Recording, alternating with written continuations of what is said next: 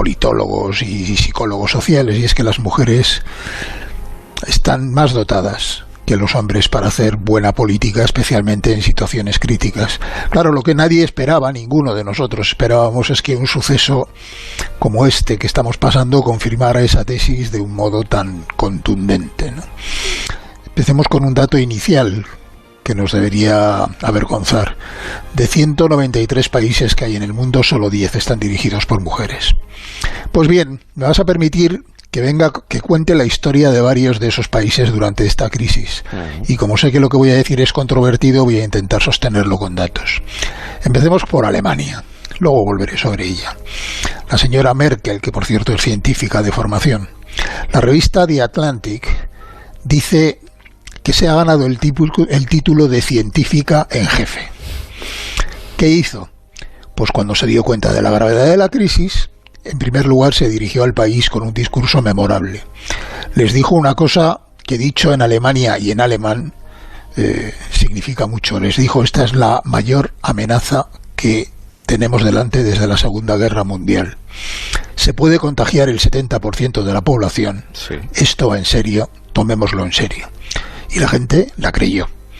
Se saltó las fases de negación, ira, admisión de la realidad por las que han pasado casi todos los gobiernos y pasó directamente a la acción.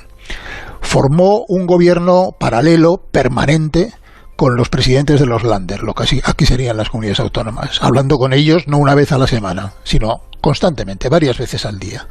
Activó todos los recursos sanitarios del país, movilizó a todas las empresas de biotecnología y a todas las facultades de medicina de todas las universidades alemanas.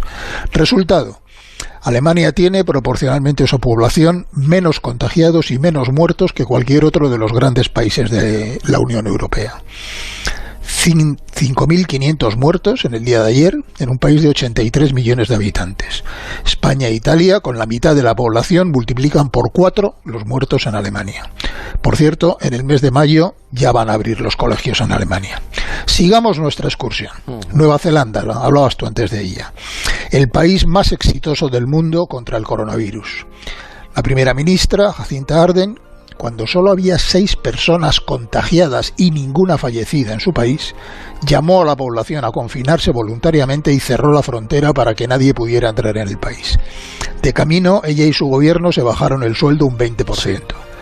17 muertos en un país de 5 millones de habitantes. Taiwán. En cuanto su gobierno vio lo que estaba pasando en la China continental, que está ahí al lado, no esperó ni un día. En enero, tomó 124 medidas para bloquear el virus. En enero, Taiwán producía 2 millones de mascarillas al día. Por cierto, acaba de enviar 10 millones de mascarillas a Europa y a Estados Unidos. A día de ayer, 6 personas fallecidas en una población de 24 millones. Vamos a Islandia.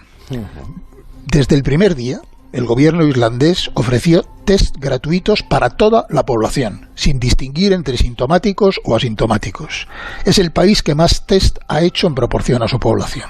Y además montó un sistema exhaustivo de seguimiento de las personas contagiadas, aislando a todos sus contactos. Ello le permite tener los mejores datos del mundo sobre la propagación de la epidemia y por eso se ha permitido hacer no un confinamiento masivo, sino un confinamiento selectivo, obligatorio para las personas en riesgo y voluntario para el resto. Y para incentivarlo, prometió el sueldo completo a los que se confinaran voluntariamente, aunque perdieran su empleo.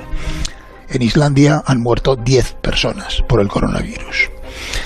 Finlandia tiene la jefa de Estado más joven del mundo, Sanna Marin, 34 años, una millennial al frente del Estado. Y señalo lo de la millennial porque actuó como tal.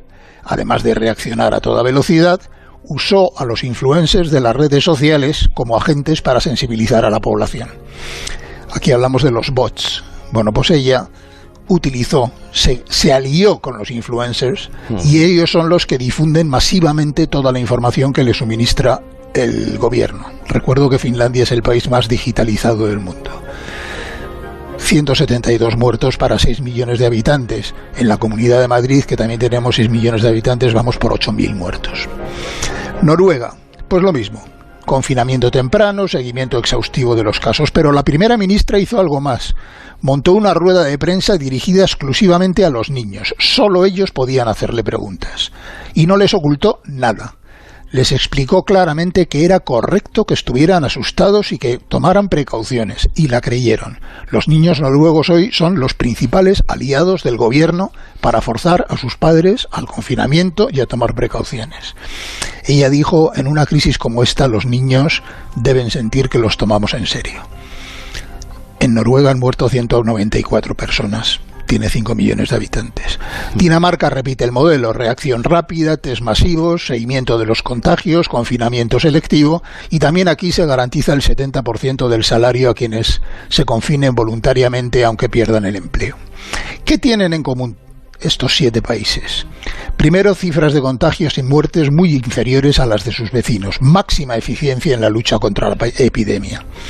Segundo, máxima unidad política y complicidad de toda la sociedad. Gran confianza en los gobiernos. Tercero, la previsión de que soportarán mejor la recesión que viene, con menos pérdidas de empleos y de empresas. Y cuarto, una mujer liderando y dirigiendo el país. Mira, no puede ser casualidad que si solo el 5% de los gobiernos del mundo están dirigidos por mujeres, tú coges la lista de los 12 países más eficientes y el 60% están gobernados por una mujer. 7 de 12. Estas cosas no suceden por casualidad. Además, parece haber un estilo común en todas ellas. Combinan 3 elementos: capacidad de decisión rápida e inmediatamente ejecutiva, es decir, son muy ejecutivas, mensajes efectivos, claros, transparentes y a la vez empáticos, un estilo de comunicación completamente distinto al que estamos viendo en otros lugares, y gran creatividad en las soluciones, buscar novedades. Insisto en los números porque sé que lo que estoy diciendo es controvertido. Mira, muertos por 100.000 habitantes: Alemania 6,7, Dinamarca 6,8, Noruega 3,6, Islandia 2,8, Nueva Zelanda 0,3. No llega ni siquiera a un muerto por 100.000 habitantes. Términos comparativos: España 47 muertos por 100.000 habitantes, Italia 42 muertos, Francia 33. Se está hablando mucho de esto en la prensa internacional, mucho menos en España. Me limito a leer un párrafo del Washington Post. Las mujeres, dice, han liderado las respuestas más rápidas a la epidemia y ahora están logrando la vuelta al trabajo más temprana. Tienen menos margen de error porque han demostrado ser más previsoras. Han lanzado las medidas más audaces y efectivas de protección social. Su liderazgo es más eficaz, más democrático, más colaborador y más compasivo. Por cierto, nadie ha caído en que no hay dictadoras en el mundo. Desde que en el siglo XX y en el siglo XXI está lleno de dictadores. Y quiero dedicar un párrafo final, si me permites, para una de ellas, ¿no? De la que has hablado antes, Angela Merkel. 14 años en el poder y 70% de popularidad en este momento, para que luego digan que el poder desgasta al que lo usa mal, claro. Preservó a su país de la crisis económica mejor que ningún otro. Se comprometió a fondo en la crisis de los refugiados, jugándoselo todo, jugándose la carrera política. Admitió a 1 millón de refugiados en Alemania, muchísimo más que los gobiernos que presumen de progresistas. Siendo conservadora, ha sido inflexible con la extrema derecha populista y ha bloqueado cualquier acuerdo con ella. Sostiene un gobierno de gran coalición desde hace 7 años y ahora está encabezando la respuesta más eficaz de todos los países desarrollados a la pandemia, y su país es el mejor preparado para afrontar la recesión. Para mí, es el gran personaje político de este principio del siglo XXI. Moraleja, lo ha dicho Isabel antes y lo repito ahora: a la política convencional le sobra testosterona y le faltan muchas más mujeres en el poder. O dicho de una forma más directa, espero que no haya muchos niños oyendo: los cojones, Jaime, son un estorbo para la política.